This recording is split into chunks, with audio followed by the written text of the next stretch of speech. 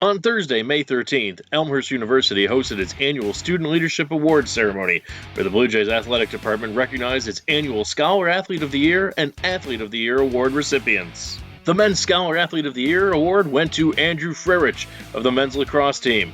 A senior, he ranked as one of the team's offensive leaders this year, finishing with 34 goals, 15 assists, and 49 points, while helping the Blue Jays reach the semifinals of the CCIW tournament. A four-year participant with the Blue Jays, Frerich earned all conference honors in 2019 and finished his career with 91 goals, 46 assists, and 137 points, ranking in the top 5 on Elmhurst's career leaderboard in all three categories. A marketing major from Arvada, Colorado, he maintains a 3.92 grade point average.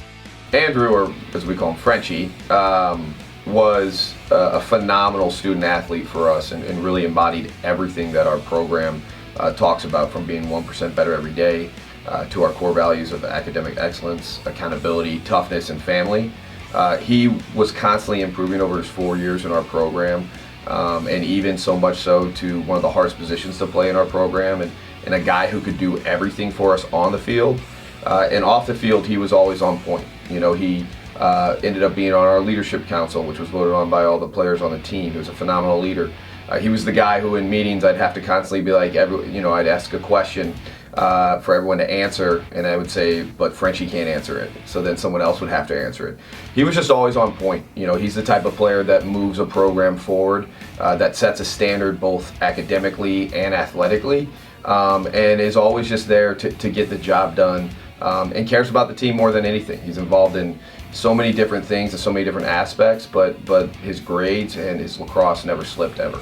You know, I think there's some people who can just do it all, and Frenchie's one of those guys where never once did I ever have to question how his grades were doing or how he was approaching things lacrosse-wise. He was always on top of everything, always thinking about what he had to do next, always adding things, from being a RA, again, to being one of the best players on our team, to being someone who I used to look for, if he had a B+ on his academic report, he'd turn in every week just so I could give him trouble, because I never had to worry about him in general. So he was great when it came to those things, and again, set the example for our program. Our Women's Sports Scholar Athlete of the Year recipient is Mia Reese. A two-sport athlete, she started on both the women's basketball and softball teams. On the basketball court, she played in every contest and made 10 starts at guard. She averaged 2.8 points and 2.3 rebounds per contest. On the softball field, she played all over the infield and started 30 games for the Blue Jays. She posted a .260 batting average while leading the team in runs scored with 24 and in doubles with 7. She added a pair of home runs and drove in 16 runs for the year. A senior from Hebron, Indiana, she maintains a 3.89 grade point average as a sports management and business administration double major. Mia is the type of person that does a lot of things behind the scenes that doesn't always show up always in the stat line. She's the glue that keeps the team together. She hustles every play, and that type of energy is just contagious throughout the whole team. Mia's ability to be able to balance, being in two sports, being a double major, being an RA, is amazing, is a credit to her organization and her skills and just the drive of a person that she is. So Mia Reese, she's a two-time captain for us. Great kid, multi-sport athlete, definitely a student athlete leader.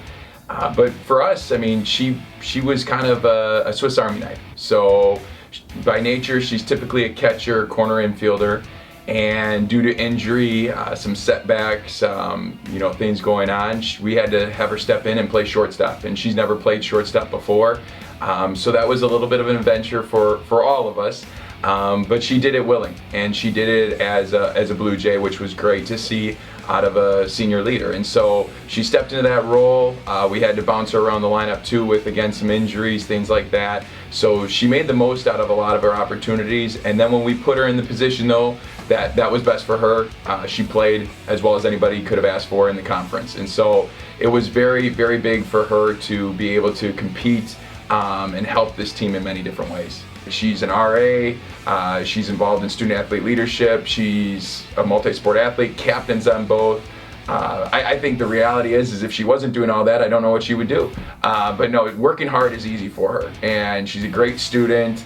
Her performance down and off the field speaks for itself. So busy is just is her hobby, and I think she thrives off of it.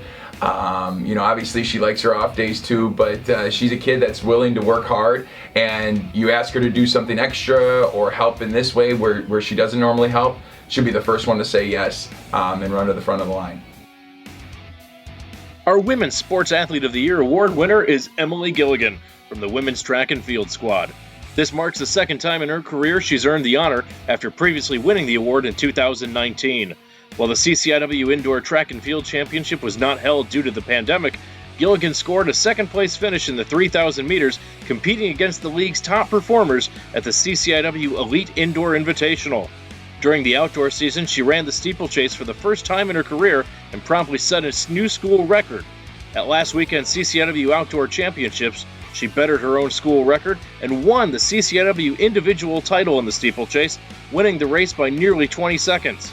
Her time of 11 minutes 21.48 seconds ranks among the top 25 times in all of Division III. A senior from Warrenville, Illinois, Gilligan has recorded 7 all-conference honors between cross-country and track and field and won a pair of individual conference championships in her Elmhurst career.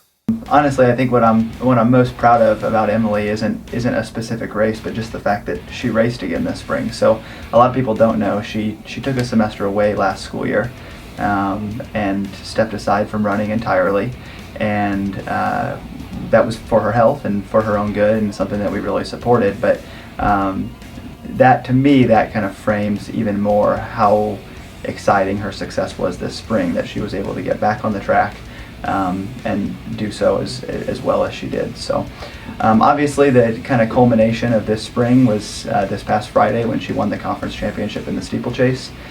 She did so, she won by over 20 seconds, set the school record again, and that was only her second steeplechase she's ever run. Emily's career, she actually started, my first year coaching was Emily's first year at Elmhurst, and she was a freshman sprinter pole vaulter, so she was actually my first all-conference athlete, getting 8th place in the indoor pole vault. And she learned pretty quickly that she wanted to try distance running out. So her career has just kind of been this increase in distance. So freshman year she was all conference in the 800. Sophomore year she won the indoor conference in the mile.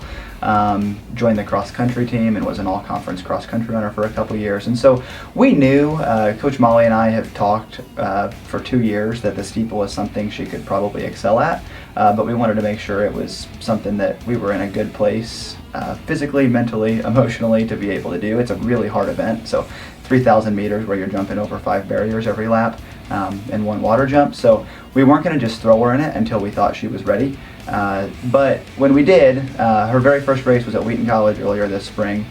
She practiced the steeple for about 2.5 weeks going into that.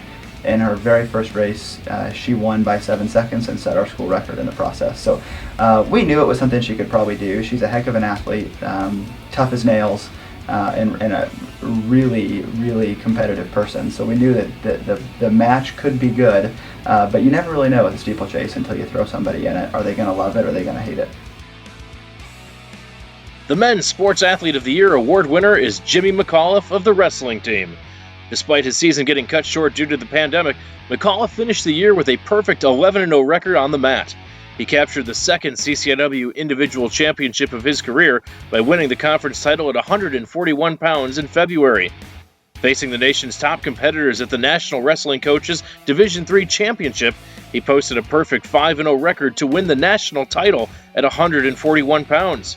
He rallied from a 9-1 deficit in the semifinals with a third-period pin before defeating the top-ranked wrestler in the nation 5-3 in the championship match and picking up All-America honors in the process. A senior from Burbank, Illinois, he is a 2-time CCIW champion and a 3-time All-American. He owns a career record of 70 wins and 17 losses. I think it was a remarkable year, and I think if you saw kind of some of the challenges that Jimmy had over this year, it makes it even more remarkable. I mean, I think Jimmy came in, frustrated from last year being at nationals and not getting to compete, and some other personal things, and he wasn't dialed in at the beginning of the year. And it really took a lot of talking, a lot of mentoring to get him focused. And really, he hit his stride at the right time. One of the big things, Jimmy really dedicated this year to getting serious about his weight and having that under control, and that really made such a big difference because he looked so much better going in, and we saw that at conference, winning a conference title, beating a couple really good guys to do that, and then at the national tournament, he got rolling and was looking fantastic, but then just had some mental lapses in the semis. But unlike I think in years past, he kept calm. He kept to his game plan and put himself in a position where he gave himself a chance to win, and it was unbelievable. Years past, he would have thrown that match away, and that's where we really saw the maturity of a champion trying to find a way to win. Being in the national finals wasn't enough for him. He was going out there to win that, and even after the celebration of being down in the semis by 8 points and then getting the pin, he got himself refocused and really just put together an absolutely amazing match against an absolutely amazing kid that he was competing against, the number 1 ranked kid in the country, who's been phenomenal the last few years. So it was a huge victory for him.